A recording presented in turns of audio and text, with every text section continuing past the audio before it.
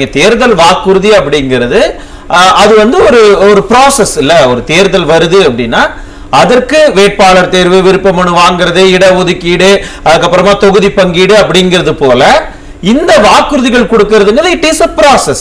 அந்த ப்ராசஸ் நீங்க செஞ்சுட்ட அப்படிங்கறதாலே நாங்க பாதி வெற்றின்னு எந்த அடிப்படையில் சொல்றீங்க?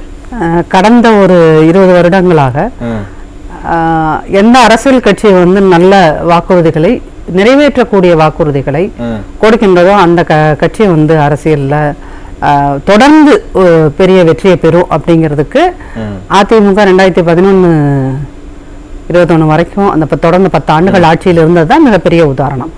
அந்த வகையில இடையில வந்து 5 வருஷம் ஆட்சியில் இல்லாமல் போனது அப்படிங்கிறது வெறும் ஒரு 3 லட்சம் ஓட்டுகள் வித்தியாசத்துல தான் நாங்கள் ஆட்சி இழந்தோம்.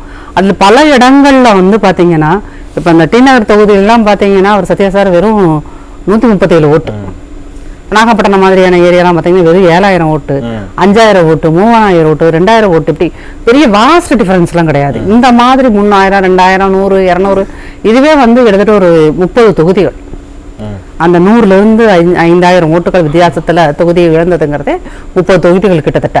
ஸோ அப்படிங்கும்போது கிட்டத்தட்ட வந்து முக்கால்வாசி வெற்றியை அடைந்து விட்ட பிறகான ஒரு இதுதான் வந்து வச்சுக்கோங்க வெற்றி வாய்ப்பு இழந்திருக்கும்.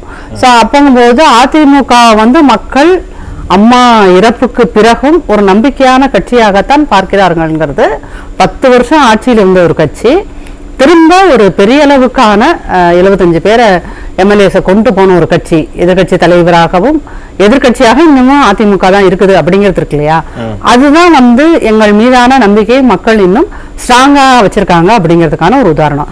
அந்த ஸ்ட்ராங்கான நம்பிக்கை எங்கிருந்து வந்தது அப்படிங்கிறது தான். இப்ப 2016ல அம்மா ஆட்சியில உட்கார்ந்த போது அப்போது நிறைவேற்றப்பட்ட வாக்குறுதிகள் சொல்லாத விஷயங்களை கூட அம்மா செஞ்சது அப்படிங்கறதுலாம் ஒண்ணு இருக்கு இல்லையா. இப்ப அம்மா உணவகம் வந்து தேர்தல் வாக்குறுதியா அது வரல, ஆனா அது ஒரு மிகப்பெரிய திட்டம், சக்சஸ்ஃபுல் திட்டம் அப்படின்னு கொண்டு வரலாம். அப்ப அதிமுகங்கிற ஒரு கட்சி என்ன அப்படின்னீங்கன்னா தேர்தல் வாக்குறுதியில் சொன்னதையும் செய்யும், சொல்லாத விஷயங்களையும் அது பிரம்மாண்டமாக செய்யும்.